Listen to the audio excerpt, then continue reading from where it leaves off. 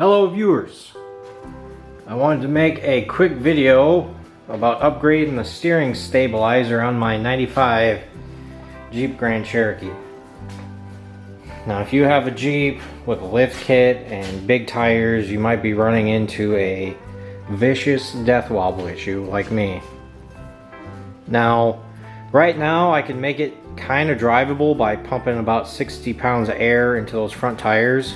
But if I got them down to like 35, it's basically you can't even drive it. As soon as you hit 20 miles an hour, it starts shaking, and that's all she wrote. So I've checked everything else out, you know, the track bar and all. I've rebuilt the front end actually, so everything's like brand new, and my caster angle seems to be within spec.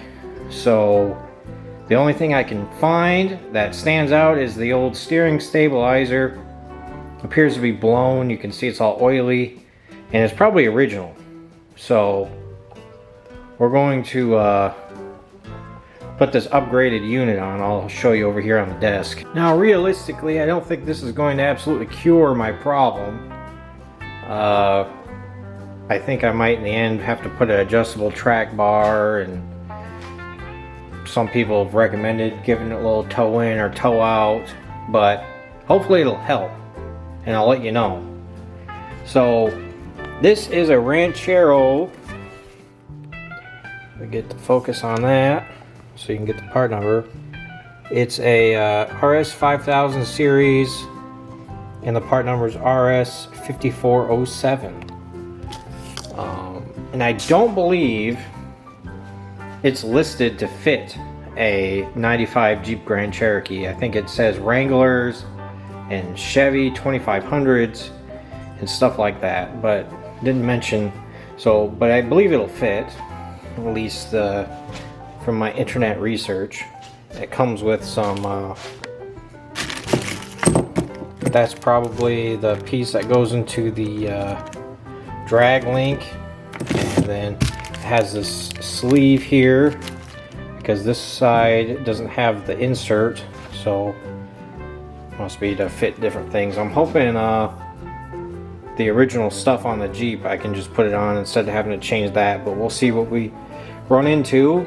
It comes with the sticker and the boot. We'll wait to put this on until after we have this thing mounted up. That way we can have it facing out where everybody can see. So I got this one all loosened up. The bolt's loose, so I can show you how it comes out of here. So there's a castle nut here on this drag link with a pin.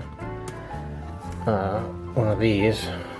So you take that stuff out, and then I had to hit this with a hammer to break the taper on it and make that come out. And then this side on the axle, there's just a nut and bolt right here. Now I did have to turn the wheels driver's side because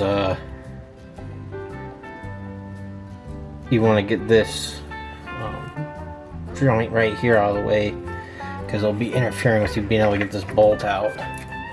So anyway, you can get the nut off the back, and then you can push that through. Now we should be able to wiggle this out of here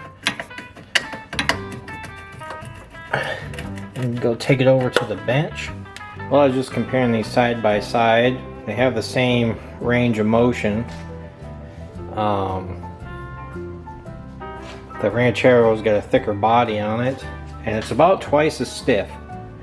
Of course, this one is not blown out like I was hoping. It still seems to be functioning a little bit, but the white one is about twice as stiff, so hopefully it'll help.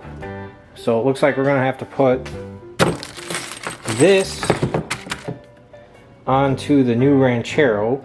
So now we just gotta go pop this on and take it for a test drive, and I will report back to you guys if it helped or not. Well, there we are. Everything fit perfectly. So I got the sticker put on there where everybody can see, and I'm gonna go hit the road. I'm gonna let the air in the tires down to like 45, because that's more comfortable than 60. And then see how it goes.